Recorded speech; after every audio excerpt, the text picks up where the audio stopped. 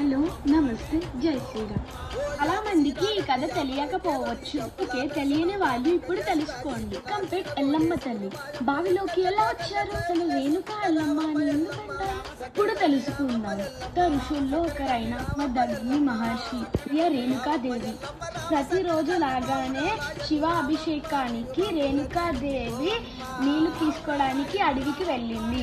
సమయంలో అక్కడ గంధర్వులను చూసి రేణుకాదేవి మనసులో క్షణికమైన అలవరుపాటు కలిగింది. తన యోగ శక్తితో అది చూసిన దగ్ని మహర్షి పప్పు ఆలోచన కలిగిన దేహానికి నా ఆశ్రమంలో స్థానం లేదు. తన కుమారుడి పరశురాముడిని తల్లిని నరికి తీసుకురమ్మని ఆజ్ఞాపిస్తాడు. మాటని జవదాటని పరశురాముడు తన తల్లి తలను నరకడానికి వెళ్ళాడు. రేణుకాదేవి భయంతో అడవిలోకి పరిగెత్తింది. చిన్న గుహలో దాక్కుంది. వెంబడిస్తూ వచ్చిన పరశురాముడు పక్కన నదిలో స్నానం చేసుకొని కూర్చున్న మన పుత్రిక ఎల్లమ్మ తల్లిని చూసి ఆమెనే తన తల్లి రేణుకాదేవి అనుకోని వెనక నుంచి ఆమె తలను నరికేశాడు.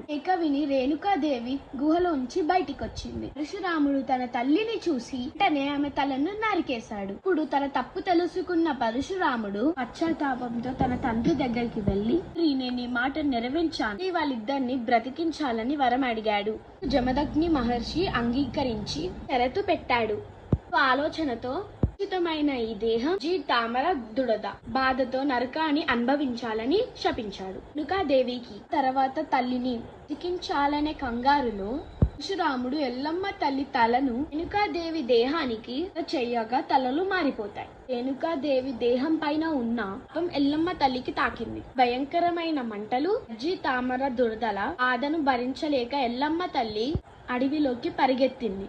నాకు ఒక లోతైన గుండంలోకి దూకి అపగ్రస్త అని అక్కడ విడిచిపెట్టింది. ఆ కాలానికి ఆ బాధతో తిరుగుతున్న కొందరు మహర్షులు గుర్తించి మంత్రాలతో విమోచనం చేశారు. ఆమె విడిచిన దేహమే బల్కంపేట బావిలోని మా తల్లిలాగా నేటికి భక్తులు కొలుస్తున్నారు. రేణుకాదేవిది ఎల్లమ్మ తల్లిది. అందుకే రేణుక ఎల్లమ్మ తల్లిగా పడుతుంది. నాకు తెలిసిన విషయాన్ని మీతో చెప్పాను, తెలుసుకున్నారని అనుకుంటున్నాను.